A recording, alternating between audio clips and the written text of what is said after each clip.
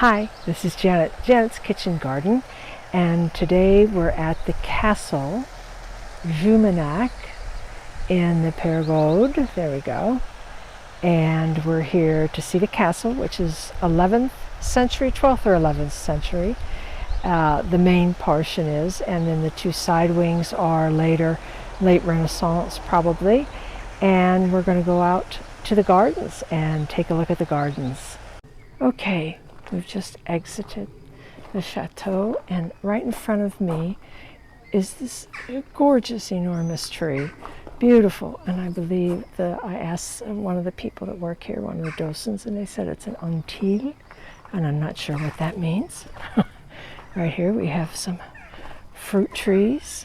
We have some fruit, oh, the blossoms. It's just getting ready to open up. It's just an incredible looking tree. So we're going to make our way across the garden, across the upper reaches of the garden here and under the boughs of this tree. Oh my goodness, would you look at this? Ah, beautiful, beautiful. And look at the patterns. Just amazing looking, right? Beautiful, beautiful. Well, and here we are. We're going to walk down the steps. You can imagine how many grand ladies and gentlemen walk down these steps.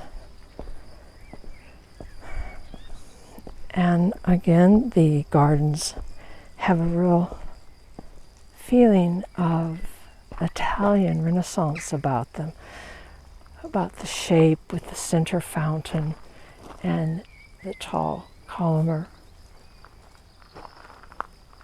evergreens. And I'm just going to pan around here so you can see this wall that has been built, and I believe it's a dry stack wall. It is, I think over the years they've added, oh, that's newly added mortar in between there. Not the best idea in the world, but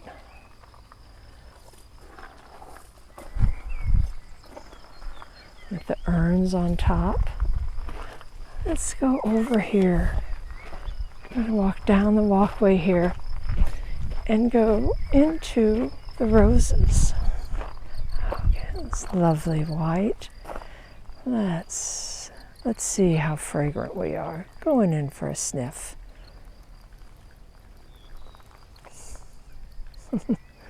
Little bug down inside there. Fragrant, very light fragrance. It's a beautiful yellow.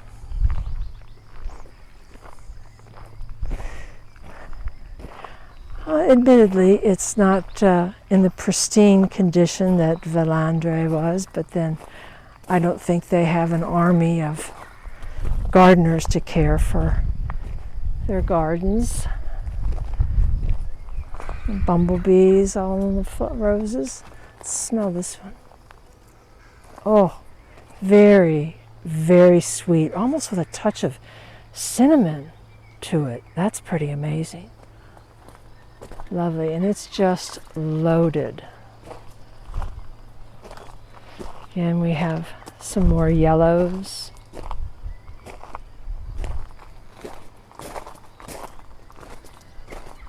And white on the arbor. Over and check out the pinks.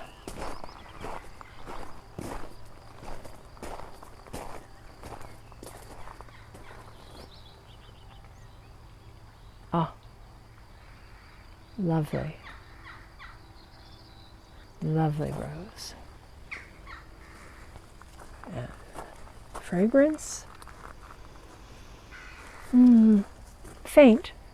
Faint, but still quite nice. Oh, this is an interesting color. I have the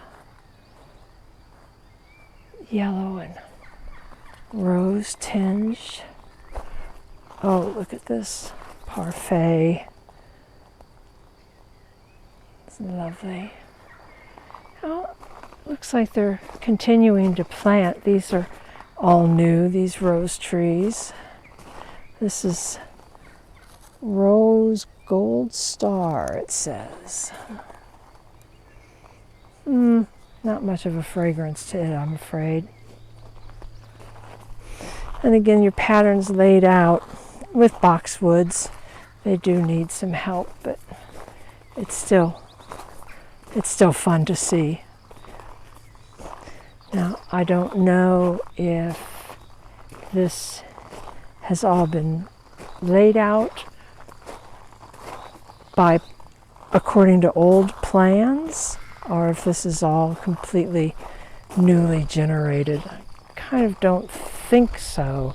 I think they probably had plans. Let's take a look back at the castle from the garden.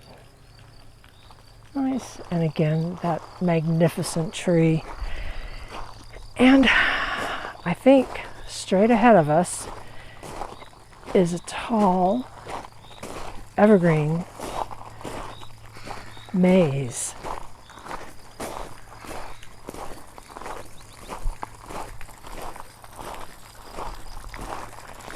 This is a yew hedge around us. And this is all lavender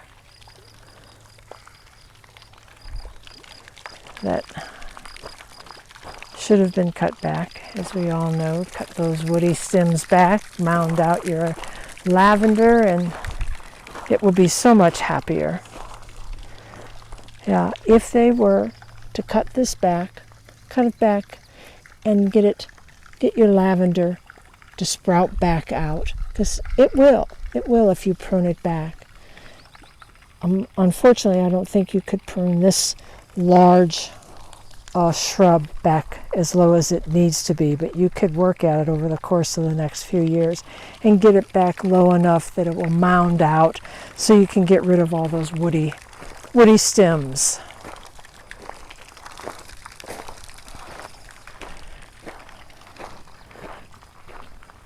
Oh my goodness, I think they might be arborvitaes, this maze.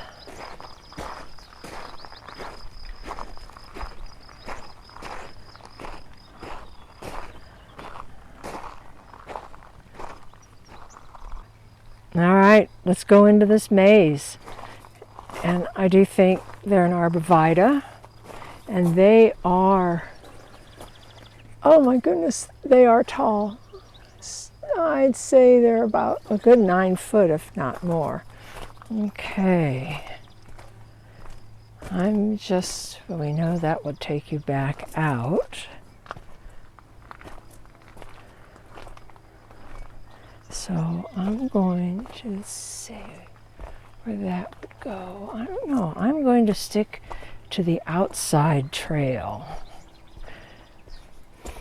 Oh, smells like a Christmas tree lot inside here. These are old. These have been here for a very long time.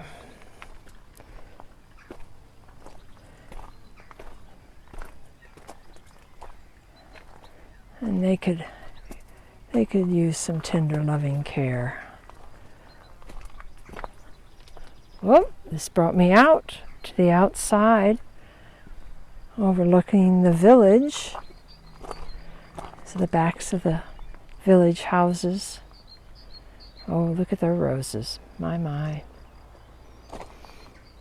Well, let's walk along the edge here and let's dive back in.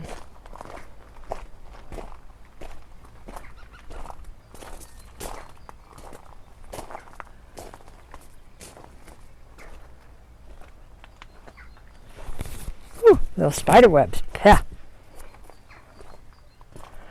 I would say I was the first one to come through this today.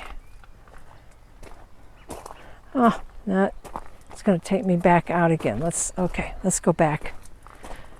I mean, let's face it. The object is to get to the center.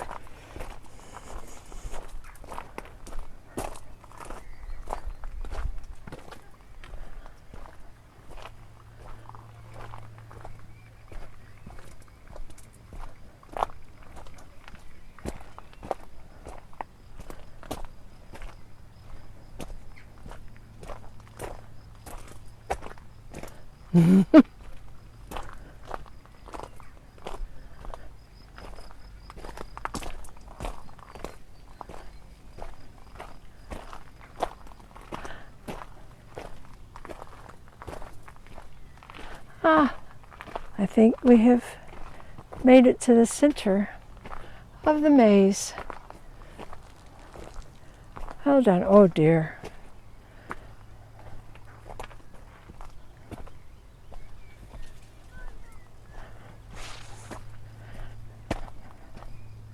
I wish I had room to make a maze. I would do it. Maybe I can do a tiny little maze. It'd be fun, just do a tiny maze, small maze in the backyard of lavender or rosemary. I'd be up for that.